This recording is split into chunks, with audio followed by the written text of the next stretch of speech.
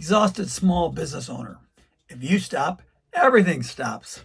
Let me ask you, are you running a business or just working a very expensive job? If you're a small business owner, let me ask you something honestly. If you took 2 weeks off tomorrow, what would happen to your business? Would revenue continue? Would clients be served the way you like them to be served? Would your team know exactly what to do, especially when something falls apart, when a complaint comes in, or would everything stall till you came back from vacation?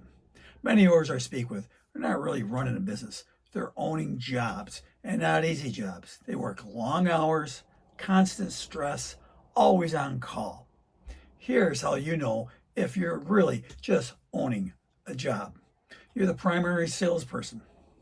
You're the operations manager. You handle all the complaints that come in.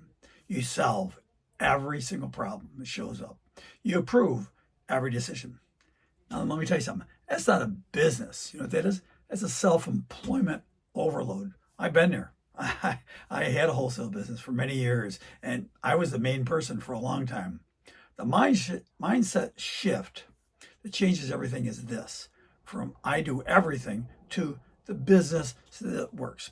Real business ownership means some clear processes in place, written down, define roles in there, systems that operate without you, especially when something goes wrong, and a revenue that isn't dependent solely on your energy and what you do. But this doesn't happen overnight, all right? But it starts with asking better questions. Ask yourself, what tasks are you doing that someone else could do instead? What are you missing in systems and processes? And what would need to exist for you to step away for a week? As I said, for years, I did all of it. Even though I had a team there, I had people there, I wanted to control everything. But by doing that, I was exhausting myself, and it really wasn't helping the business, really.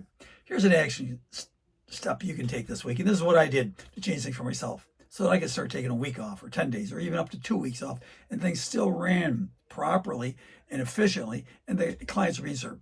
Your action step this week: write down every responsibility that you handle.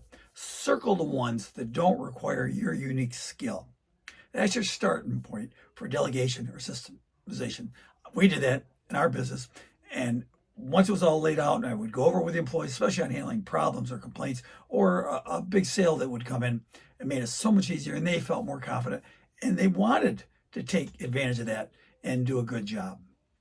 You start your business to become trapped in it, like being in jail. You start for freedom, income, and the impact that you make with your clients. If you're tired of being the bottleneck and want clarity on how to shift from the operator to owner, I'd be glad to help you.